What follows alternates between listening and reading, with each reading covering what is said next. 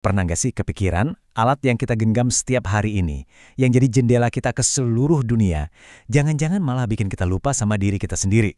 Nah, kali ini kita akan bahas persis soal itu, benturan antara teknologi modern dan usaha kita menjaga identitas bangsa.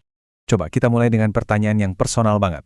Ponsel yang mungkin lagi ada di tangan Anda sekarang, yang bisa menghubungkan Anda dengan jutaan orang, apakah alat ini juga pelan-pelan mengubah cara Anda berpikir, bertindak, dan merasa sebagai bagian dari sebuah bangsa?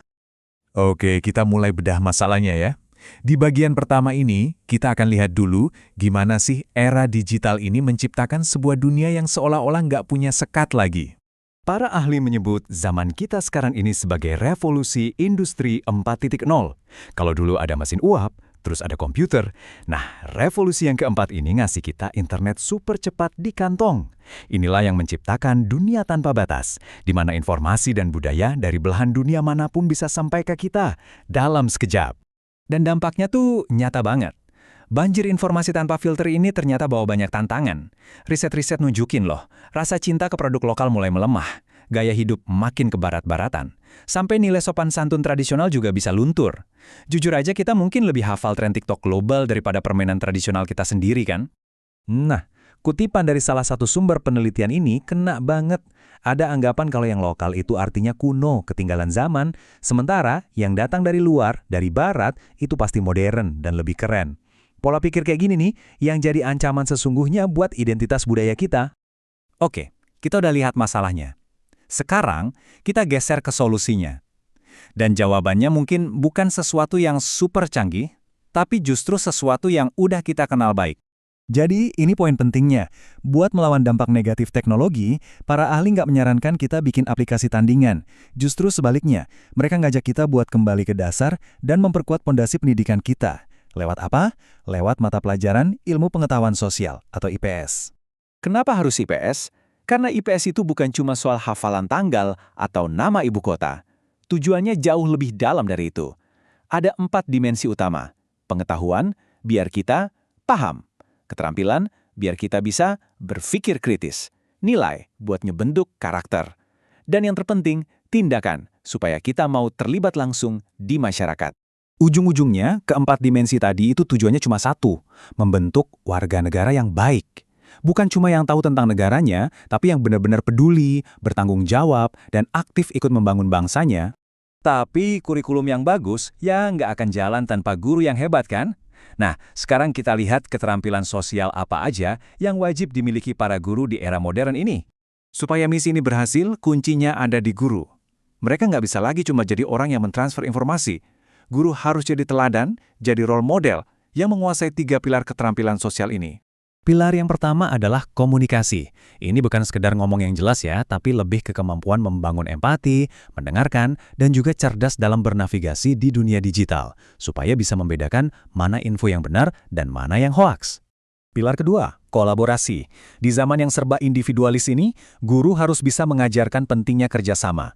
Mereka harus bisa menciptakan suasana kelas di mana siswa itu belajar buat saling bantu mencapai tujuan bareng, bukan cuma sibuk bersaing satu sama lain.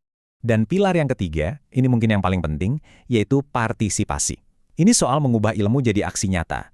Guru harus bisa menginspirasi murid-muridnya supaya nggak cuma jadi komentator masalah sosial, tapi mau turun tangan dan jadi bagian dari solusi. Oke, semua konsep tadi kedengarannya bagus banget ya di atas kertas. Tapi gimana prakteknya di lapangan?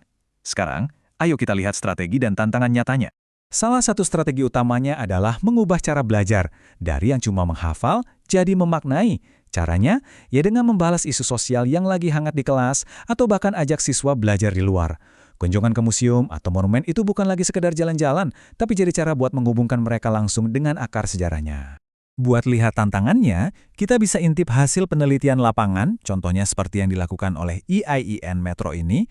Dokumen ini ngasih kita gambaran yang jujur banget soal apa aja rintangan di ruang kelas. Nah, kutipan ini langsung ke intinya. Ironis banget kan? Alat yang katanya menghubungkan kita dengan dunia, yaitu gawai atau gadget, justru jadi penghalang utama interaksi sosial yang nyata di dalam kelas. Selain gangguan gadget, guru juga harus menghadapi banyak rintangan lain.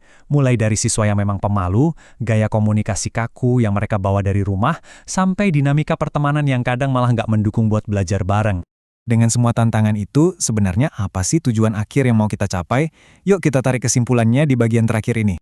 Jadi begini, ketika seorang guru berhasil menguasai dan menerapkan 3 pilar tadi, komunikasi, kolaborasi, dan partisipasi, maka mata pelajaran IPS itu berubah total. Dari yang mungkin dianggap pelajaran hafalan yang ngebosenin, jadi semacam bengkel untuk membentuk karakter. Inilah pergeseran fundamental yang diharapkan. Kita bergerak dari sekedar punya pengetahuan kewarganegaraan alias tahu fakta-fakta soal negara, menjadi tindakan kewarganegaraan. Jadi, bukan cuma tahu, tapi mau bertindak. Mau ikut andil membangun masa depan bangsa. Beda banget kan? Jadi, kalau ada satu hal yang perlu kita ingat dari semua ini, ingatlah angka 3. 3 pilar keterampilan sosial. Inilah kunci bagi para pendidik untuk membentuk generasi penerus yang nggak cuma pinter otaknya, tapi juga peduli dan aktif sebagai warga negara. Dan pada akhirnya, semua ini membawa kita ke sebuah pertanyaan yang lebih besar dan mendasar. Di saat algoritma makin mendikte apa yang kita lihat, kita sukai, dan kita pikirkan, bagaimana caranya kita memastikan nilai-nilai yang paling hakiki, yaitu kemanusiaan, tetap bisa diajarkan dan diwariskan.